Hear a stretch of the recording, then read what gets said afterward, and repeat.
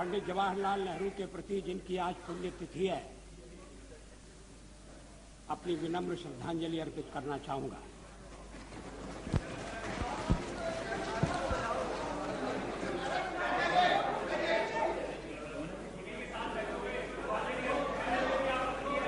जब मैं सदन में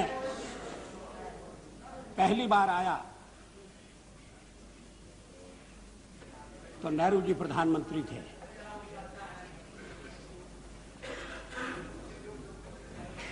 कई वर्ष मैंने उन्हें काम करते हुए देखा। मैं उधर बैठता था, अभी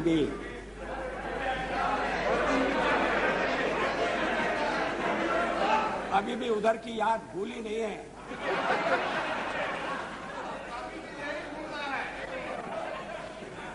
लेकिन मैं काफी पीछे बैठता था क्योंकि संख्या बहुत कम थी। आज जो परिवर्तन हुआ है, भारतीय जनता पार्टी धीरे धीरे अपनी संख्या बढ़ाती हुई, अपना प्रभाव बढ़ाती हुई पहले प्रमुख विरोधी दल बनी और आज सबसे बड़ी पार्टी के रूप में चुनाव के बाद उभरी।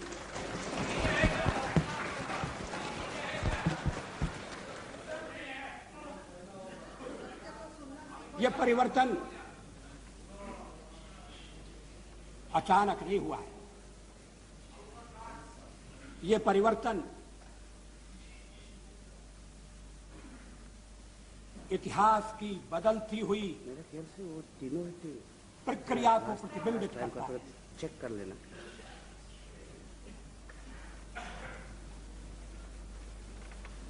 हाल में जो चुनाव हुए उनमें जनता ने अपना अभिमत प्रकट किया। समय है कि उस जनादेश पर गहराई से विचार किया जाए, गंभीरता से विचार किया जाए।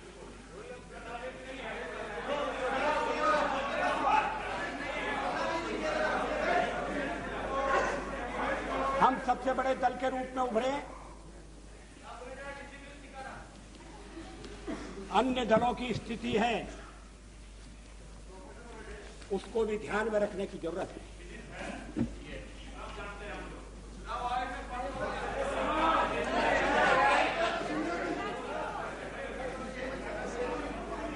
जब लोकसभा का विसर्जन हुआ, कांग्रेस पार्टी के 260 सदस्य सदन में थे।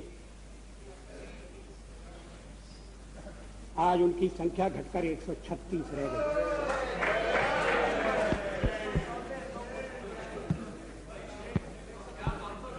ये जनादेश का परिणाम है। इस परिणाम को स्वीकार किया जाना चाहिए।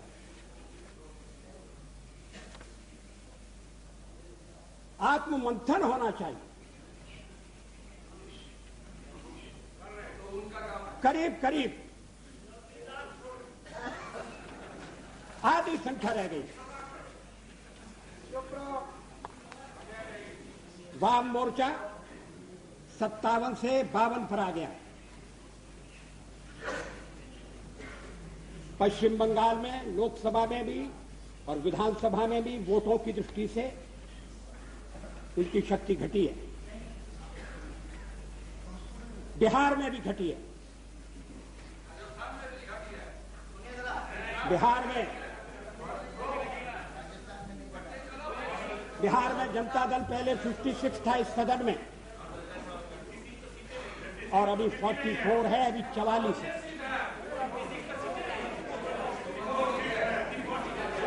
बिहार में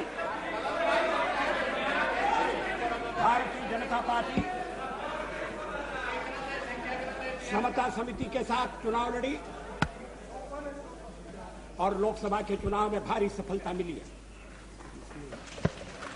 कांग्रेस की संख्या केवल यही कम नहीं हुई, अनेक विधानसभाओं में कांग्रेस ने जनविश्वास खो दिया। नहीं, पहले वहां अन्य दलों की सरकारें बनी हैं। ये परिवर्तन क्यों हुआ? ये किस बात का संकेत है?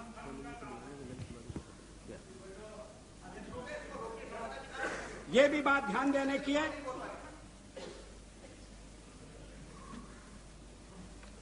कि आज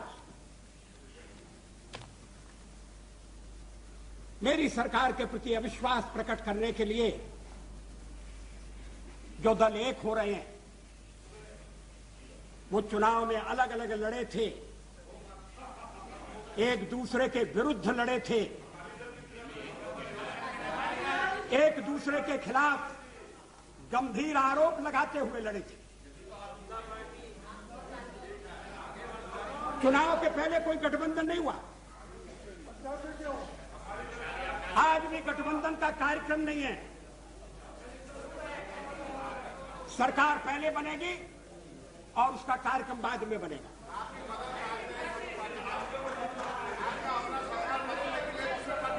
इस गठबंधन का आधार क्या है, इसकी भावात्मक भूमिका क्या है? इतने दिनों से विवाद चल रहा है, राष्ट्रपति महोदय ने मुझे किसे क्यों बुलाया, राष्ट्रपति महोदय ने मुझे क्यों बुलाया। कुछ लोगों की नींद हराम हो गई, कुछ लोगों ने राष्ट्रपति महोदय के विरुद्ध ऐसे शब्दों का भी प्रयोग किया जो नहीं होना चाहिए था।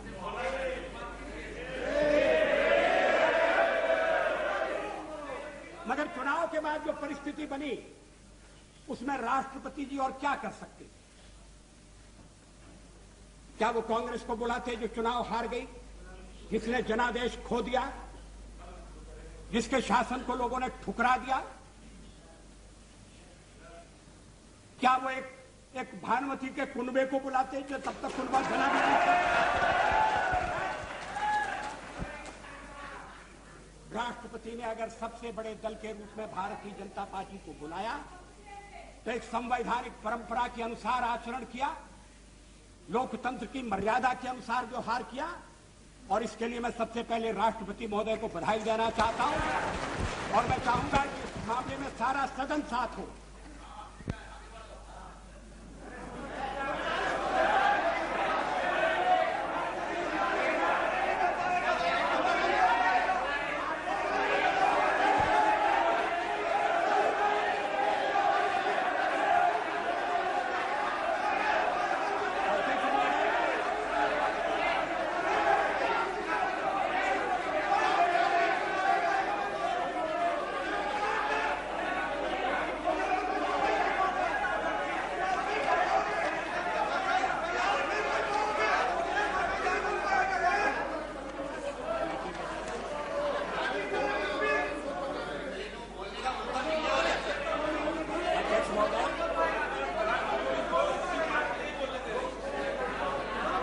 राष्ट्रपति महोदय ने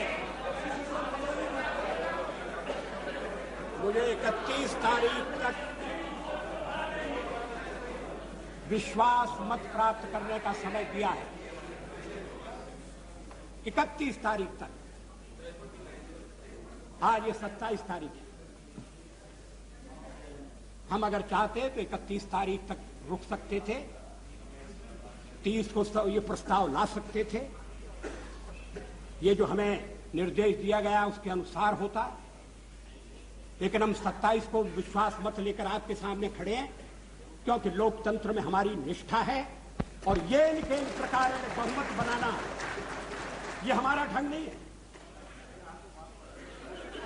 इस सदन की दीवारें,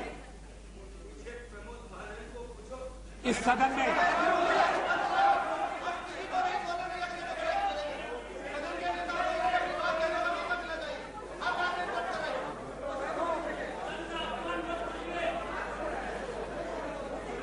नहीं, एक आध टोका टोकी का मैं बुरा नहीं मानता, मगर रोका रोकी नहीं होना चाहिए। अध्यक्ष महोदय, मैं आज प्रस्ताव लेकर आया हूं। अभी 3 दिन बाकी है और पिछली लोकसभा इस बात की साक्षी है और सदन का रिकॉर्ड गवाह है कि किस तरह से रात में अल्पमत बहुमत में बदला था।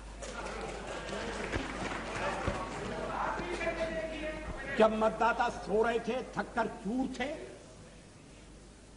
तब लोकतंत्र की लाज लुट रही थी, तब ईमान का सौदा हो रहा था, तब पार्लियामेंट के मेंबरों की खरीद फरोख्त का बाजार खुला हुआ था। मामला अदालत में, मैं उस पर ज्यादा टिप्पणी करना नहीं चाहता, लेकिन हमने देखा कि अल्पमत किस तरह से बहुमत में बदला। वो रास्ता हमारे लिए भी खुला था, मगर हमने उस पर जाने से इनकार कर दिया।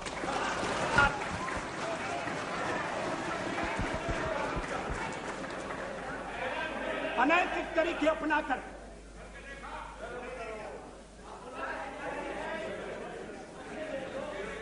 भ्रष्टाचार का सहारा लेकर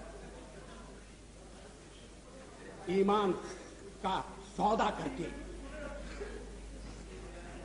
सरकार में आना या सरकार में बने रहना, ऐसा पाप हमारे हाथों से कभी नहीं होगा। हम आपको आश्वासन देना। लोकतंत्र एक नैतिक व्यवस्था है, अपने मूल में नैतिक व्यवस्था। पुरानी सरकार के सामने रास्ता खुला था कि वो ईमानदारी से गठबंधन करते, विरोधी दलों को तोड़ने की जरूरत नहीं थी, दल बदल कानून की धज्जियां उड़ाने की जरूरत नहीं थी। ईमानदारी से बना हुआ गठबंधन, ईमानदारी से जो कुछ हो खुले में हो, जो कुछ हो सबके सामने हो, पारदर्शी प्रामाणिकता। दल अगर साथ आते हैं तो कार्यक्रम के आधार पर आए, हिस्सा बांट के आधार पर नहीं। बैंकों में लाखों रुपए जमा किया जाए, इसको लेकर नहीं। अगर देश सचमुच में एक मिलीजुली सरकार के दौर में पहुंच गया है, तो लोगों का पुराना अनुभव 77 का और 89 का फिर से न दोहराया जाए। क्या इस बात की आवश्यकता नहीं है? ये संकल्प करने की आवश्यकता नहीं है? कांग्रेस का तो ये इतिहास रहा है कि वो समर्थन देती है और फिर वापस लेती है। ये ट्रावनकोर से चलने वाला सिलसिला है।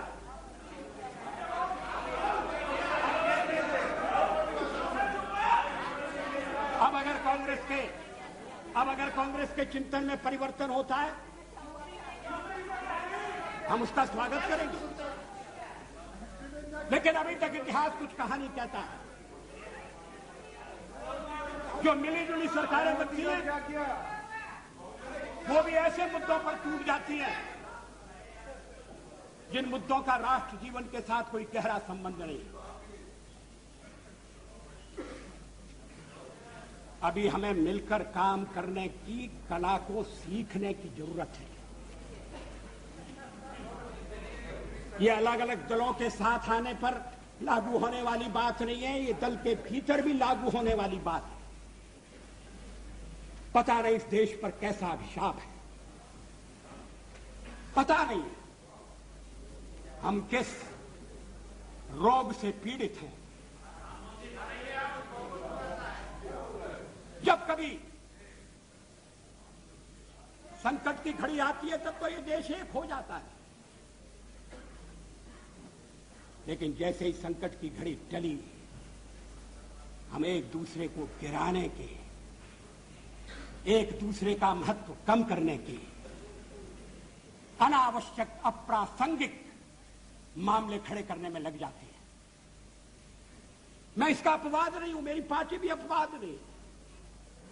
ये काम कोई एक पार्टी नहीं कर सकती। हमने करने की कोशिश की, लेकिन हम सफल नहीं हुए। ये तो सबको मिलकर फैसला करना पड़ेगा।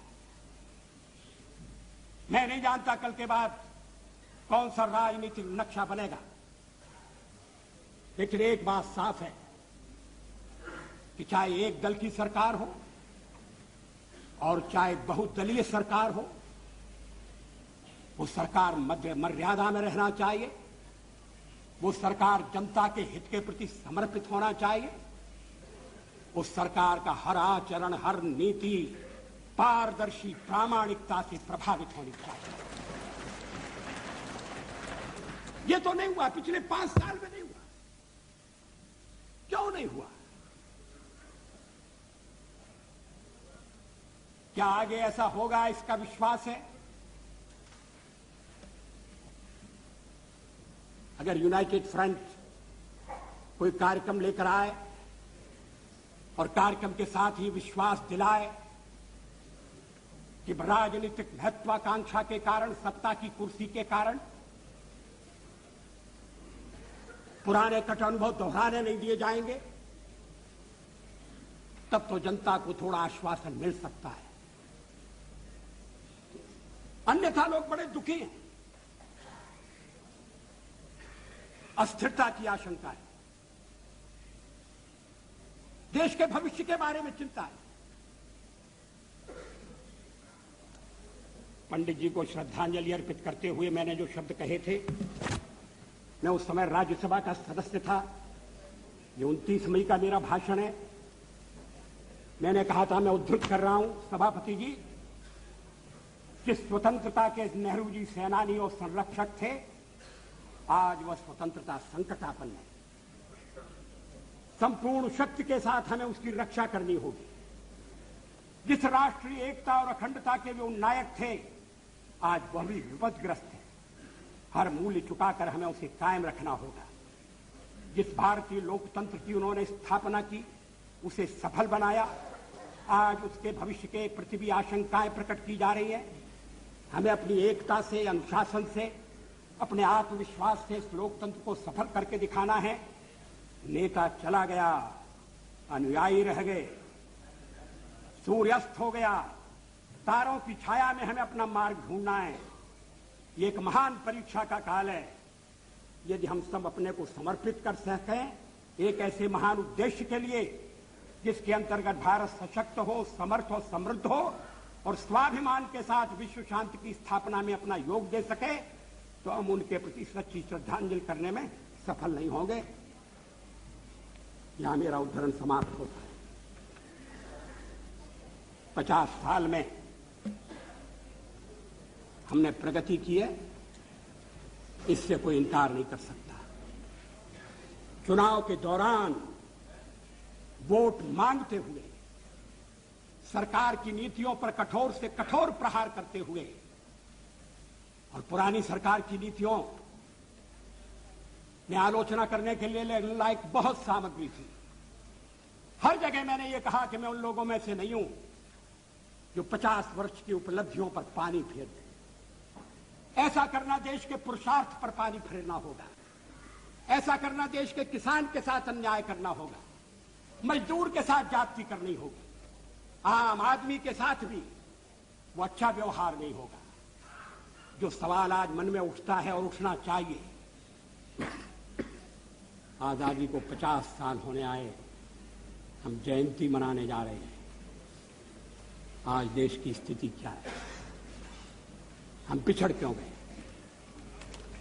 प्रगति की दौड़ में जो देश हमारे साथ आजाद हुए थे, वो हमसे आगे बढ़ गए। जो देश हमारे बाद जन्मे थे, वो हमें पीछे छोड़ गए। दुनिया के गरीबतम देशों में हमारी गणना है। 20% से ज्यादा लोग गरीबी की रेखा के नीचे हैं। राष्ट्रपति महोदय के अभिभाषण में गांव का उल्लेख है, या पीने का पानी नहीं। हम प्राथमिक शिक्षा अनिवार्य नहीं कर सकते। लड़कियों की शिक्षा की उपेक्षा हो रही है। लड़की का जन्म लेना तो इस देश में अभी तक एक अभिशाप है। क्या सरकारी कदम उठाकर समाज में जागृति पैदा करके, क्या सब लोगों को जुटाकर, ये तो ऐसा काम है जिसमें कोई दलबंदी के लिए स्थान नहीं। हम देश का नक्शा नहीं बदल सकते थे। देश में साधनों की कमी नहीं है, और साधनों की अगर कमी है तो उसको ठीक ढंग से प्राप्त किया जा सकता है, साधन बढ़ाए भी जा सकते हैं। लेकिन जो साधन हैं उनका ठीक उपयोग नहीं हो रहा। जनता के ऊपर टैक्स लगाकर जो धन इकट्ठा किया जाता है, उसका लाभ जनता तक नहीं पहुंचता, आम आदमी तक नहीं पहुंचता। कहां जाता है? किसकी जेब भरी जाती है? किसकी तिजोरी में वो रकम जाती है? विदेशी बैंकों में धन जाने का सिलसिला अभी तक क्यों कायम है? उसको रोकने के लिए क्या कदम उठाएंगे? हम विदेशी पूंजी के लिए प्रयत्नशील हैं। विदेशी पूंजी आए, और अगर विदेशी पूंजी आती है अच्छे ढंग की टेक्नोलॉजी के लिए, इंफ्रास्ट्रक्चर के लिए, आयात निर्यात को बढ़ाने के लिए, तो कोई आपत्ति नहीं करेगा। मुझे विश्वास है कि हमारे कम्युनिस्ट मित्र भी आपत्ति नहीं करेंगे। लेकिन क्या देश के भीतरी साधनों का अधिकतम उपयोग हो रहा है? क्या यह सच नहीं है कि भ्रष्टाचार एक राष्ट्रीय रोग बन गया है? मुझे याद है स्वर्गीय राजीव गांधी ने एक भाषण में कहा था कि मैं दिल्ली से 1 रुपया भेजता हूं, मगर जहां रुपया भेजता हूं वहां पहुंचते पहुंचते 19 पैसे रह जाते। मैंने उनसे कहा कि ये चमत्कार कैसे होता है? वो हंसकर कहने लगे कि जब रुपया चलता है तो घिसता है। रुपया घिसता है, हाथ में लगता है, जेब में जाता है, छोटा हो रहा है। रुपए को पहचानना मुश्किल है। रुपया अंतर्ध्यान हो सकता है। ये देश के सिक्के की स्थिति अच्छी नहीं है। एक तो सरकारी खर्चा बढ़ गया, बढ़ता जा रहा है।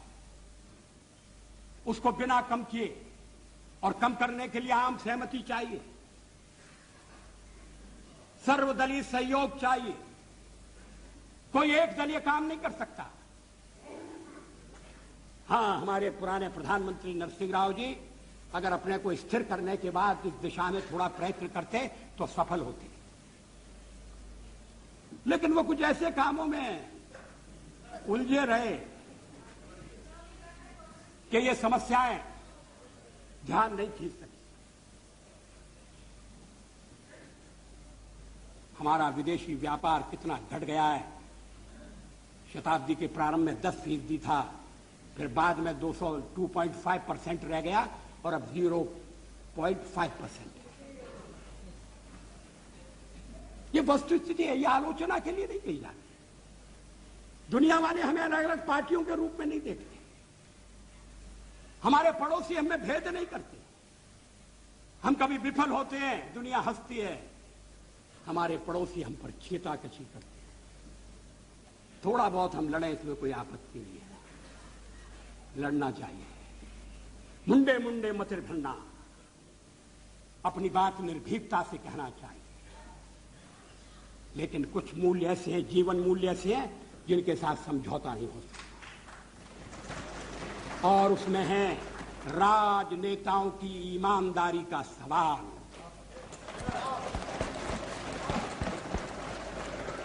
हमें बेदाग नेतृत्व चाहिए, हमें निष्कलंक नेतृत्व चाहिए।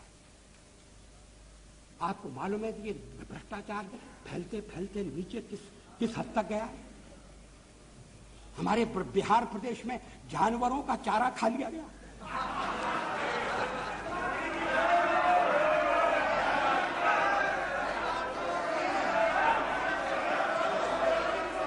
जांच हो रही है, मैं उसमें जाना नहीं चाहता।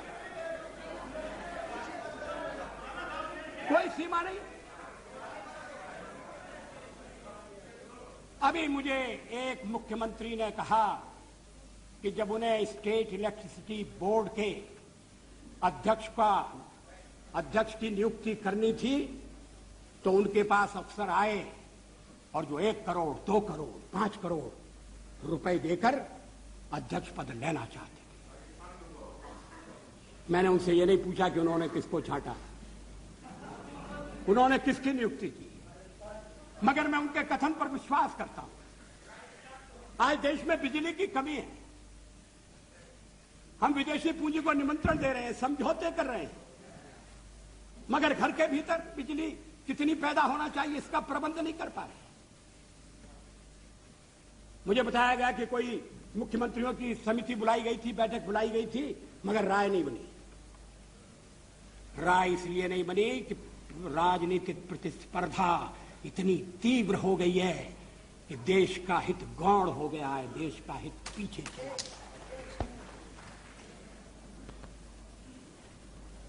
8वीं योजना के अंतर्गत 33,000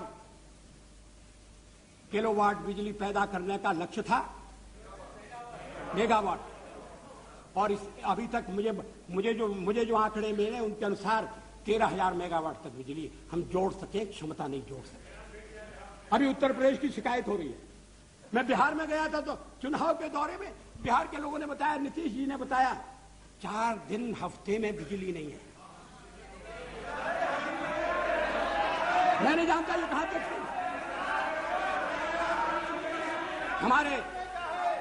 हमारे पूर्वज प्रार्थना करते थे, तमसो मा ज्योतिर्गमय, हम अंधेरे से प्रकाश की ओर जाएं, और उनके योग्य उत्तराधिकारी हम लोगों को प्रकाश से अंधेरे की ओर ले जाने की तैयारी। क्या ये चीजें हमारे मर्म को स्पर्श नहीं करती? क्या ये दलगत राजनीति की मांग करती? हमने तो 10 दिन में कोई ऐसा काम नहीं किया जिस पर उंगली उठाई जा सके, और अगर हमें 5 साल मिले तो हम ऐसा शासन देकर जाएंगे जिसमें एक भी दाग ढूंढना मुश्किल है। लेकिन शासन तंत्र जैसा हमें उत्तराधिकार में मिला है, व्यवस्था का सवाल है। राष्ट्रपति के अभिभाषण में कहा गया है कि हम चुनाव सुधार के काम को हाथ में लेंगे। ये मामला लटक रहा है, बरसों से लटक रहा है। चुनाव में खर्चा कहां से आएगा?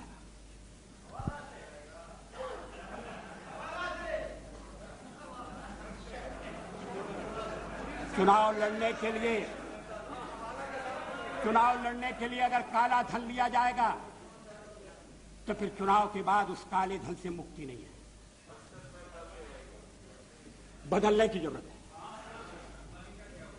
गोस्वामी कमेटी बनी, स्टेट फंडिंग का तय हो गया, सिफारिश सामने आ गई। पिछले अधिवेशन में, लोकसभा के पिछले अधिवेशन में, जब पुरानी सरकार थी, गृह मंत्री चव्हाण ने विरोधी दलों की नेताओं की बैठक में आकर कहा कि सरकार ने सिद्धांततः पब्लिक फंडिंग का प्रस्ताव मान लिया, कैबिनेट के पास गया है, हम चुनाव के पहले लागू कर देंगे। क्या हुआ? उस प्रस्ताव का क्या हुआ? कैबिनेट की मीटिंग हुई या नहीं हुई? बहुत बड़ी सिफारिश नहीं है, उससे सारे चुनाव प्रणाली के दोष दूर हो जाएंगे, ये मैं दावा नहीं करता। उसके भी कई पहलू हैं, मगर एक कदम था, उसको उठाना चाहिए था।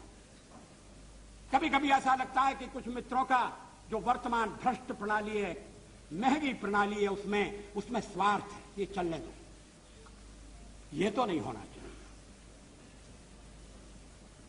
काले धन से चुनाव नहीं लड़े जाने चाहिए, इसका प्रबंध किया जाना चाहिए, कठोर से कठोर कदम उठाना चाहिए। हम इसमें साथ देने के लिए तैयार हैं।